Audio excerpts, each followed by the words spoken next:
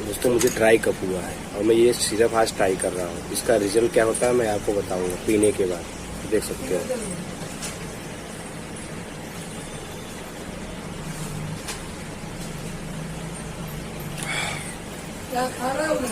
ये सिरप लेने के बाद मुझे नींद आ रही है, थोड़ा चक्कर जैसा लग रहा है। आप कोई ऐसा काम करने जा रहे हैं, अपने एग्ज़ाम वगैरह देने जा रहे हैं, कोई भी काम हो जहां आपको कंसंट्रेट बनाए रखना है, एक्टिव रहना है, तो उस टाइम आप नहीं ले सकते इसे, क्योंकि आपको नींद आएगी। ऐसे लाइव वीडियो देखने के लिए, प्रैक्टिकली वीडियो देखने के लिए आप हमसे जुड़ सकते हैं। सब्सक्राइब करें। Thank you.